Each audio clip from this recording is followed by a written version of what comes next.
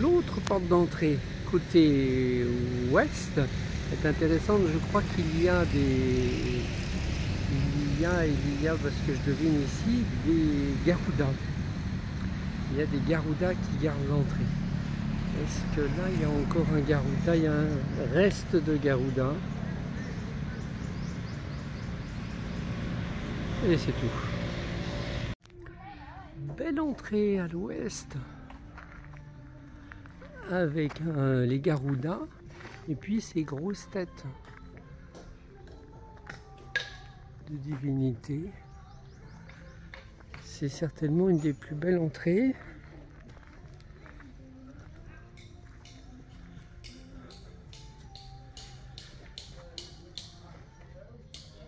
Oui, bien restauré, je dirais.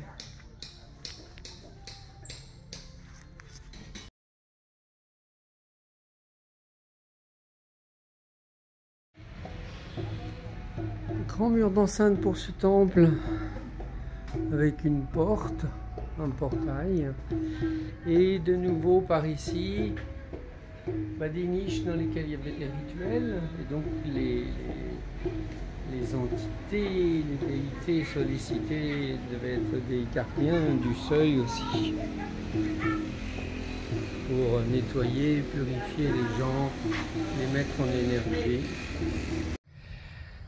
Un arbre très particulier, très grand, mais c'est surtout son tronc qui est impressionnant.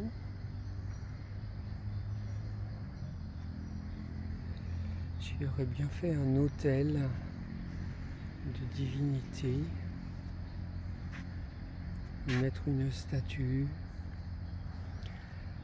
Alors peut-être a-t-il pris des entités au piège qui se sont transformés en nœuds. Et en tous les cas, c'est un arbre magnifique. J'allais dire magique, mais impressionnant par sa structure creuse.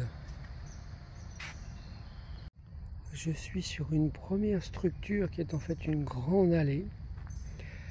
Et là, je sens l'énergie d'éveil au féminin derrière moi, au niveau du chakra du cœur. Alors,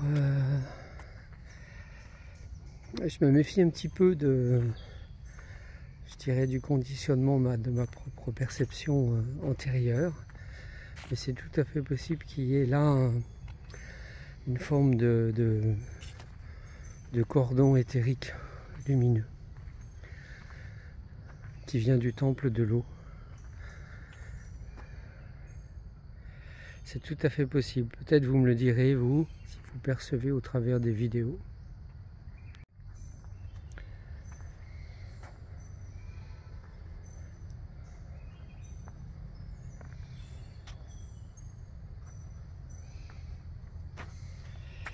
C'est à la fois magique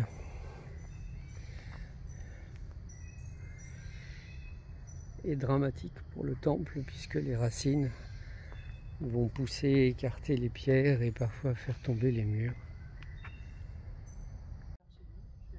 Alors je suis sur l'alignement énergétique avec cette belle vision de l'eau, des lions et des dragons.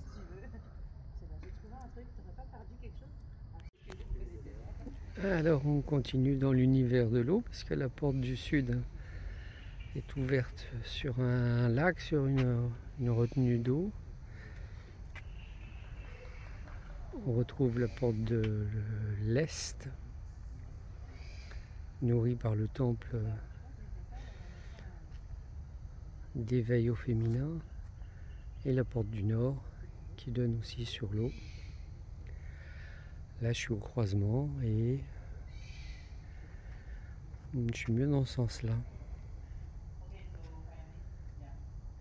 Je me sens poussé à avancer.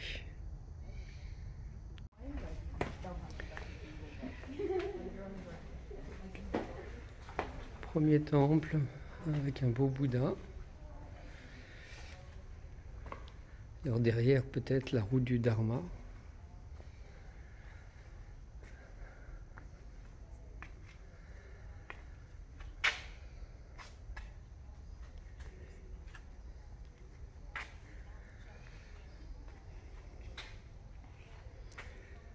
Un Bouddha qui bouche le passage.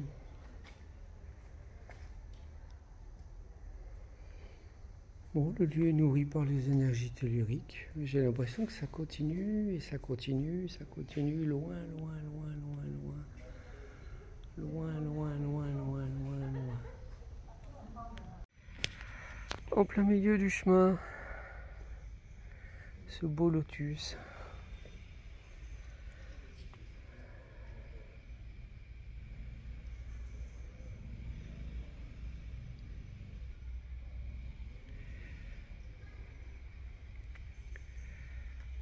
C'est vraiment un grand temple, tout en longueur. Là, je sens pas l'effet que j'avais senti dans un temple où il y avait un long chemin qui était sur pilotis, sur poteaux, sur des pierres posées. Encore un temple ici. Oui, le lotus, il devait correspondre à un croisement ou à une équidistance, peut-être sur lequel s'arrêter.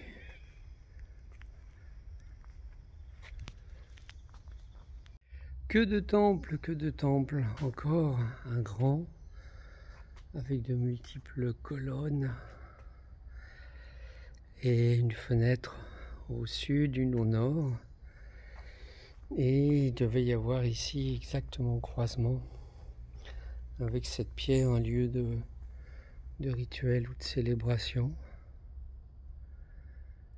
Oui, ça vibre, là ça vibre fort dans mes jambes, dans les mollets. Ça monte. Il y a les apsaras qui dansent. Voilà un aperçu des tours avec la grande complexité.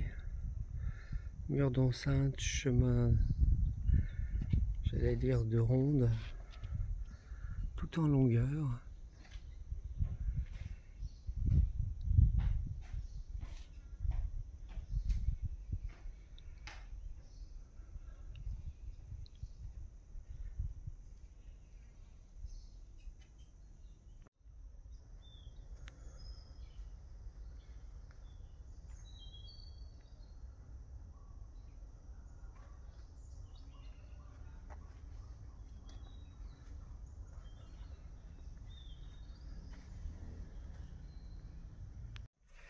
J'arrive, j'allais dire enfin, parce que c'est très long, de nombreux sas énergétiques.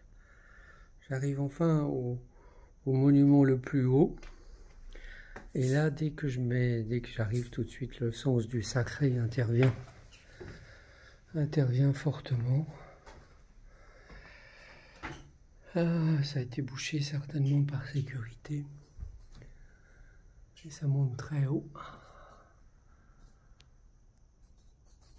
Voilà.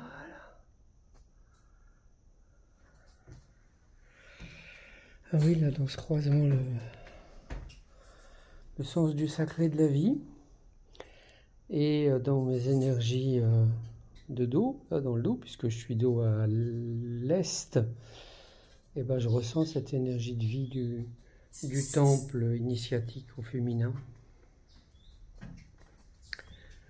L'éveil au féminin, à la manière masculine, à la manière féminine.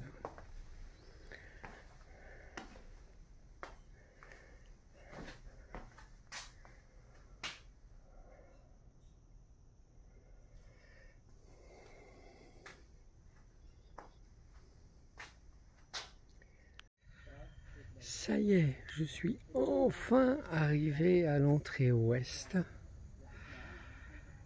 Et l'état du bâtiment avec les éboulis et les structures très complexes n'en font pas un lieu vraiment passionnant à découvrir. Peut-être sur les 2-3 premiers 100 mètres, mais pas beaucoup plus.